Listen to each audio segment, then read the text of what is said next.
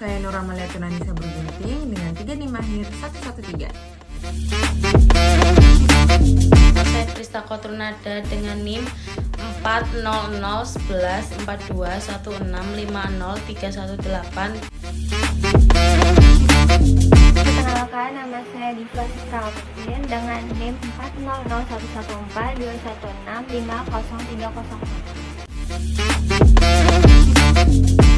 Saya Dewi Puspitasari dengan NIM 4001142165013. Perkenalkan, nama saya Firdaus Irmansyah dengan NIM 4001421450120. Perkenalkan, nama saya Titania Faragracia Melani dengan 3 NIM akhir 247. Perkenalkan, nama saya Intan Permatasari dengan NIM 4001421450114.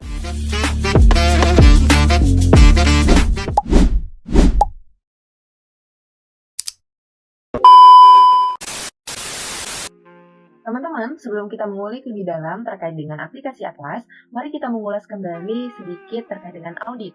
Nah, apa sih itu audit? Audit merupakan proses pemeriksaan sistematis terhadap suatu entitas bisnis atau perusahaan untuk memastikan keakuratan, keabsahan, dan kepatuhan terhadap peraturan dan standar yang berlaku.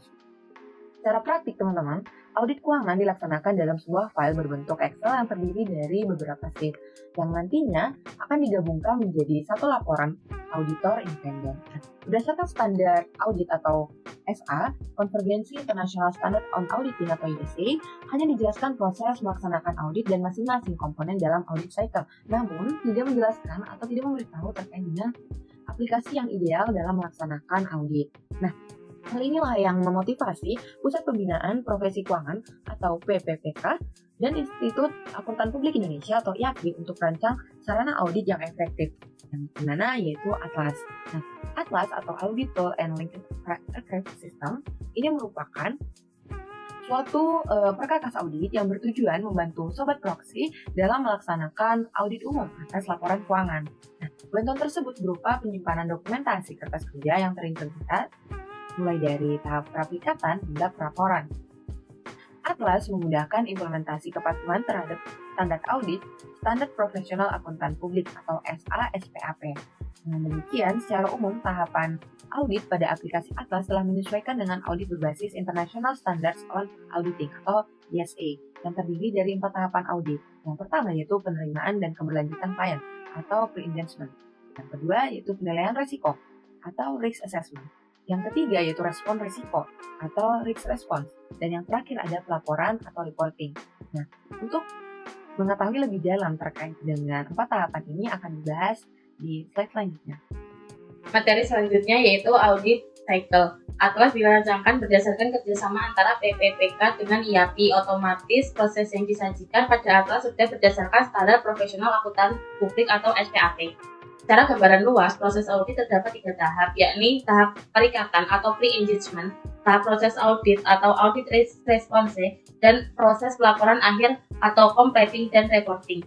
Seperti yang telah disebutkan sebelumnya, semua sudah dirancangkan menyesuaikan dengan SPAP. Masing-masing kantor akuntan publik atau KAP mungkin memiliki metode yang berbeda-beda mengenai proses audit, namun semua tetap patuh terhadap SPAP. Yang selanjutnya ada sebelum audit. Meskipun proses audit masih pada tahap awal, sudah bisa dibilang bahwa audit sudah mulai pada tahap tersebut. Auditor awalnya mengirimkan surat perikatan dan surat awal lainnya sambil mendapatkan data dari klien yang ini diaudit. Mengetahui industri dari klien, peredaran bruto, kondisi manajemen dari klien, apabila klien perusahaan sedang tengah gugatan atau tidak, kondisi pengendalian internal klien, dan hal-hal lainnya yang perlu diketahui. Dengan semua ini, auditor dapat menentukan risiko yang dibawa klien tersebut untuk menentukan apabila KAP akan menerima klien tersebut atau tidak.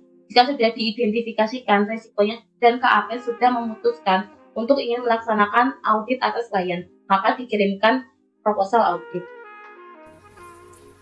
Baik, saya akan membacakan tentang aplikasi Atlas yaitu A1 Pre-Engagement.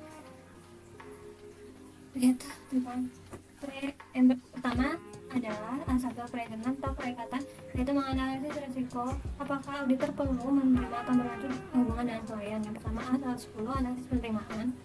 Dan analisis penerimaan ini akan dianalisis tentang jenis usaha, status kepemilikan klien, standar akuntansi, isu pelaporan keuangan terdahulu, isunya itu tentang apakah terdapat restitusi kerugian yang berlanjut, penyajian kembali, atau ada opini dari periode lalu. Kemudian adanya integritas manajemen A110.2, yaitu apakah terdapat reputasi buruk pada pribadi, kemudian ada ketidakwajaran atau informasi yang kurang baik terhadap pemilik rumah. Kemudian adanya analisis kompetensi ketersediaan waktu dan misalnya KP untuk tim perikatan 193, yaitu didasari dengan nama-nama personal KP, kemudian kompetensinya memadai atau tidak, ketersediaan waktunya iya atau tidak, kemudian akan diringkas apakah memadai atau tidak memadai, kemudian ada keindependensian, yaitu suatu hubungan apakah terpengaruhi oleh suatu hubungan istimewa. Kemudian ada komunikasi dengan auditor pendahulu, yaitu tentang keberatan profesional dengan penggantian auditor, terdapat permasalahan imbalan jasa yang belum diselesaikan oleh manajemen, dan diringkas dengan resiko penerimaan keberlanjutan hubungan dengan klien, apakah akan menerima atau melanjutkan hubungan dengan klien. Kemudian ada A120, alokasi jam kerja dan lain-lain. Kemudian alokasi jam ini adalah mulai dan kapannya pelaksanaan tersebut dilakukan dan jamnya berapa. Kemudian adalah surat perikatan. Surat perikatan ini tentang tujuannya, yaitu terdapat penanggalan surat, penomoran, dan lain-lain seperti contoh berikut. Tujuan dari lingkup audit dan tanggung jawab auditor, tanggung jawab manajemen, skenario, penerbitan laporan, dan kerahasiaan. Kemudian ada 140 surat tugas, yaitu terdapat susunan tim perikatan yang terpilih dengan tujuan, penanggalan surat, dan penomoran surat tugas sebagai contoh berikut.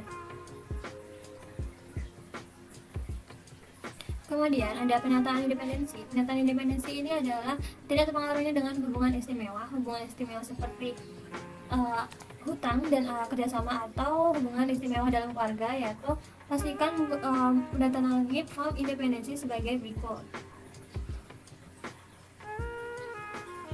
Surat pernyataan memperkenalkan sikap independensi dan menjaga kerahasiaan. Kemudian ada 160 komunikasi tim perikatan. Komunikasi tim perikatan tersebut yaitu tentang kepahaman ruang lingkup kerja periode pelaksanaan audit, memiliki keahlian dan keterampilan yang memadai. Untuk komunikasi antara tim perikatan ini akan menimbulkan diskusi dengan audit, yaitu seperti kesimpulannya seperti ini. Kemudian ada 170 tentang perikatan tahun pertama. Perikatan tahun pertama ini tentang saldo awal dan konsentrasi penerimaan kebijakan akuntansi. Apakah saldo awal tersebut mencerminkan penerapan kebijakan akuntansi yang semestinya? Saldo awal mengandung salah-salah material ataukah relevan dengan bukti-buktinya? Baik, terima kasih. Ini adalah risk assessment. Nah, di mana pada tahap ini pengguna diminta untuk menyelesaikan proses mulai dari penilaian materialitas awal, indeks KKP A210 sampai dengan penilaian salah satu material menyeluruh atau risk of material misstatement, indeks KKP A270. Pada tahap penilaian materialitas awal ini diambil data dari laporan keuangan internal klien perusahaan untuk menentukan materialitas awal yang akan digunakan dalam proses audit. Dengan memahami entitas dan lingkungan industrinya, disesuaikan audit plan dan prosedur analitis awal supaya auditor mengetahui bagaimana melaksanakan audit.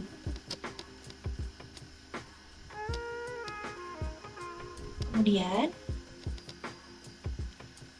dengan memperhatikan pengendalian internal dan kondisi dari klien perusahaan yang didapatkan dari komunikasi dengan mereka yang dipercayakan tata kelola klien perusahaan atau TCWG, Tools Charge with Governance, dan SPI, Satuan Pengawasan Internal, dapat dinilai inherent risk dan juga control risk.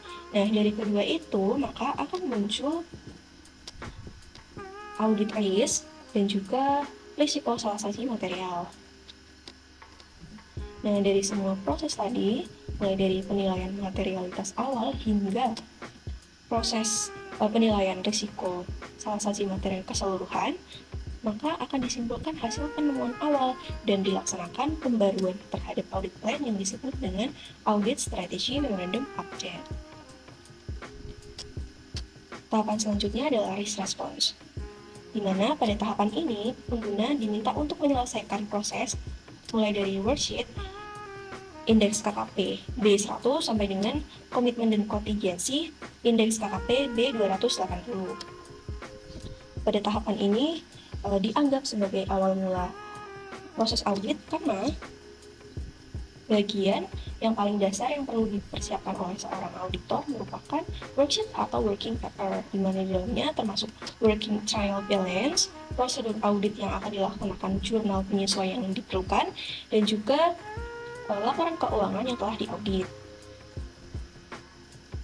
Ini masih termasuk bagian dari proses audit karena masih belum disampaikan kepada manajemen klien dan masih memperhatikan saldo ke dalam dan jumlahnya. Di bawah itu masih terdapat estimasi akuntansi,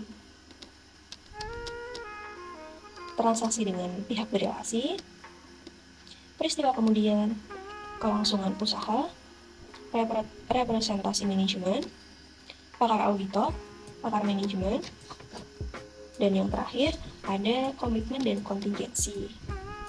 Nah, semua proses tadi masih relevan kepada klien perusahaan karena masih mempengaruhi posisi keuangan klien dan mayoritasnya berdampak pada akun-akun yang material dan pasif.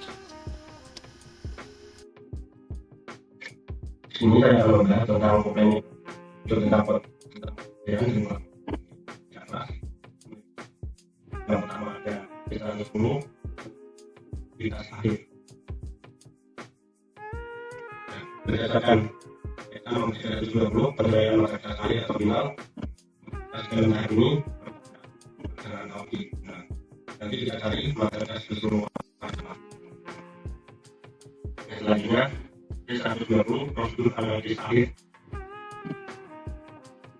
Prosedur analisis akhir meliputi dua indeks. Yang pertama analisis perbedaan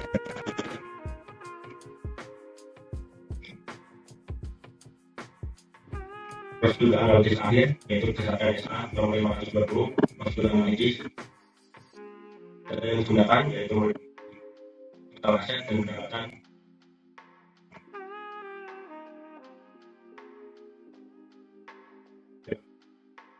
rasio keuangan. Nah, data untuk perhitungannya yaitu di 3 tahun terakhir dan kesimpulan dari rasio prosedur analisis akhir yaitu nilai rata-ratanya keseluruhannya berapa. Kita cari nilai rata-ratanya nanti di akhir.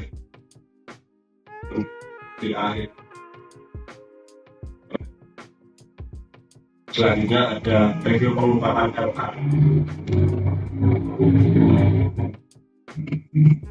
Review pengungkapan LK laporan keuangan berdasarkan SA nomor 330 respon auditor terhadap rasio yang telah dinilai.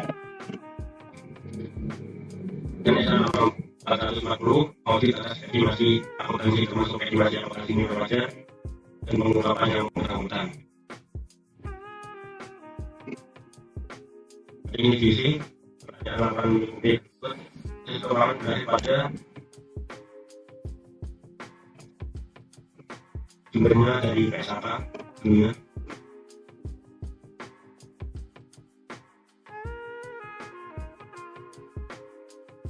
Selanjutnya dari 300 penilaian untuk berdasarkan SA nomor 220 penilaian untuk audit atas laporan keuangan. Indeks dari yang tadi kita dianalisis kesimpulan, penjelasan kesimpulannya secara review sampai ke akhir. Selanjutnya C400 evaluasi bukti audit. Nah, evaluasi audit berdasarkan SA nomor 220 pengajuan untuk audit atas laporan keuangan, SA nomor 330 respon auditor terhadap resiko yang telah dinilai, SA nomor 450 pengevaluasian atas kesalahan penelitian yang diidentifikasi selama audit, SA nomor 520 prosedur analitis, SA nomor 540 audit atas estimasi akuntansi termasuk estimasi akuntansi nilai wajar dan pengungkapan yang bersangkutan SH nomor 700 perumusan suatu opini dan pelaporan atas laporan keuangan. Nah, ini dan bukti yang ditemukan nanti ditaruh di sini.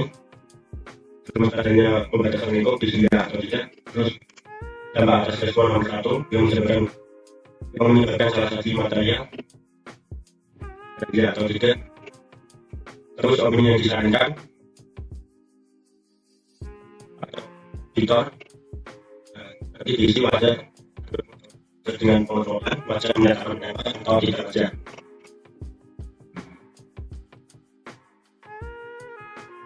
Dan selanjutnya C510 review review laporan auditor independen berdasarkan SH nomor 700 perumusan suatu opini dan pelaporan atas laporan keuangan, SH nomor 705 notifikasi terhadap opini dalam laporan auditor independen, SH nomor 706 paragraf penekanan suatu paragraf lain dalam auditor independen. Nah, nanti SH nomor 700 paragraf 21 berdasarkan judul, SH nomor 700 paragraf 22 berdasarkan biaya yang ditinjau, SH nomor paragraf 23 berdasarkan pendahuluan, SH nomor paragraf 25 berdasarkan tanggung jawab manajemen atas laporan keuangan, SH paragraf 26 masih sama terhadap laporan keuangan, SH nomor paragraf 28 berdasarkan tanggung jawab auditor, SH nomor paragraf 40 berdasarkan tanda tangan auditor, paragraf 41 tanda laporan auditor dan auditor. Nah, notifikasi auditor paragraf SH nomor 705 paragraf 6 yaitu notifikasi auditor, paragraf ke-7 opini wajar dan pengecualian, paragraf ke-8 yaitu opini tidak wajar, paragraf ke-9 opini tidak memberikan pendapat, SH nomor 706 paragraf 6 yaitu penekanan suatu hal lain, yaitu penekanan suatu hal ketika ada suatu penting fundamental bagi pemahaman penggunaan laporan keuangan. Paragraf ke-7 yaitu opini. Paragraf 7 masih sama yaitu jika yang menunjukkan pada catatan laporan keuangan yang relevan yang diungkapkan pada laporan keuangan. Nah, paragraf ke-7 juga modifikasi opini audit sehubungan dengan apa yang diterangkan. Paragraf ke-9 tentang mengomunikasikan ekspektasi beserta susunan kata terkait dengan pihak yang bertanggung jawab atas tata kelola jika peletakan mencantumkan suatu paragraf. Next, selanjutnya C590 audit memorandum. Nah, memorandum suatu deskripsi adanya apa fraud atau tidak terindikasinya fraud. Nah, indikasi nanti dari hasil analisisnya terindikasi atau tidaknya. Selanjutnya C530 laporan auditor independen dan laporan keuangan final berdasarkan SH nomor 700 perumusan suatu opini dan pelaporan atas laporan keuangan, SH 705 notifikasi terhadap opini dalam laporan auditor independen, SH 706 paragraf penekanan suatu hal paragraf lain dalam laporan independen. Nah, laporan independennya nanti dinaikkan meliputi tanggal laporan independennya, tanggal, nomor pendapatan, nomor izin, biaya yang ditinjau, di pertama-tama. Baik, selanjutnya di sini ada general. Untuk bagian general itu tidak ada tujuan yang tertentu, jadi hanya saja mengandung hal-hal yang mungkin akan diperlukan di bagian atlas yang lainnya. Dalam bagian ini terdapat laporan keuangan sehingga auditor dapat mengisikan saldo internal supaya menjadi dasar perhitungan, terutama untuk bagian seperti materialitas, risiko salah saji, kertas kerja, dan bagian lainnya yang relevan. Selain itu, terdapat juga lampiran, singkatan, dan petunjuk pengisian singkat. Pada petunjuk pengisian singkat terdapat secara berurutan bagian-bagian yang harus auditor isi supaya tidak terjadi kekeliruan. Jadi lebih dari itu, dari pihak yang berkaitan juga ada menyediakan panduan terpisah lagi yang menjelaskan lebih spesifik dan lebih detail lagi per bagian apabila auditor memerlukan penjelasan yang lebih mendalam. Jadi general ini ada empat poin. Yang pertama di sini ada bagian D100. di sini ada input data laporan keuangan. Jadi di input data laporan keuangan itu yang pertama ada nama klien. Di sini sebagai contoh itu PT Kertas Makmur. Selanjutnya ada jenis usaha, terus awal pembukuan, periode interim berjalan, periode perbandingan, standar akuntansi yang digunakan, dan yang terakhir ada input data laporan keuangan. Jadi di sini itu untuk menginput data nama klien yang akan diaudit. Selanjutnya untuk poin kedua di sini ada lampiran. Dalam poin lampiran itu ada daftar lampiran kertas kerja audit atas laporan keuangan. Jadi di sini itu berisikan lampiran-lampiran dari indeks yang sebelumnya. Dari yang pertama dari indeks A1 pre-engagement sampai dari A110 sampai A170.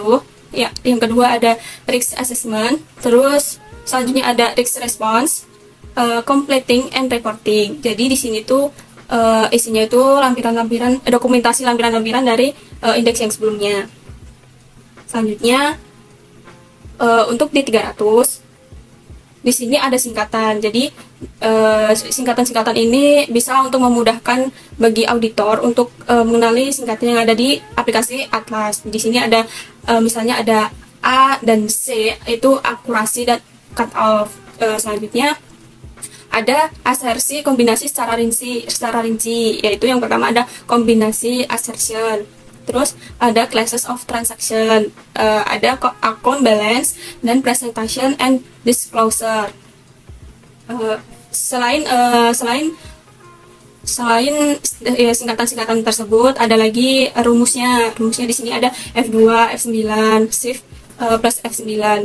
Terus selanjutnya yang poin terakhir ada D400, itu berisikan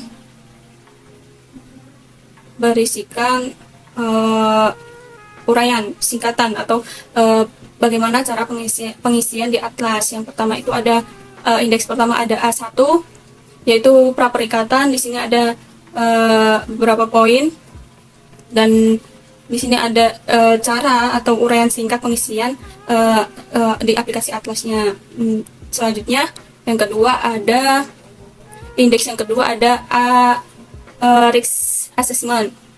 Jadi sama, itu ada uraian singkat pengisian di Atlas. Dan yang ketiga di sini ada risk response. Sama, ada beberapa poin. Dan yang ketiga itu ada completing and reporting. Dan yang terakhir ada umum. Di umum ini ada 3 poin, yaitu jejak supervisi, kesimpulan KKP, dan status KKP-nya. Jadi untuk poin di general itu ada 4 tadi, yaitu yang pertama input laporan keuangan, yang kedua lampiran, yang ketiga singkatan, dan yang terakhir petunjuk pengisian singkat. Kekurangan dan keuntungan aplikasi Atlas. Setiap aplikasi pasti memiliki keuntungan dan kekurangan. Dari Atlas memang sudah disediakan audit cycle dan panduan untuk mengisi Atlas, sehingga juga menunjukkan proses audit berdasarkan SPAP. Selain itu, dikarenakan Atlas memang diranjangkan oleh PPK dan IAP, sehingga Atlas sebagai sebuah aplikasi, para auditor bisa meyakini bahwa akan diterima oleh pihak-pihak yang relevan, berkaitan keperluan data dan proses audit. Sebagai sebuah aplikasi berdasarkan Excel, Atlas sebagai sebuah program yang tidak memerlukan syarat dan keperluan yang tinggi mengenai spesifikasi perangkat yang digunakan. Kekurangan, dalam Atlas terdapat banyak bagian yang harus diisi, sehingga mengisi Atlas lebih terkesan sebagai tugas administrasi karena cukup memakan waktu juga. Keuntungan, auditor dapat menyajikan secara lebih rapi dan dapat memperhatikan progres audit secara lebih kondusif. Sekian paparan materi tentang aplikasi Atlas dalam audit berbasis IT.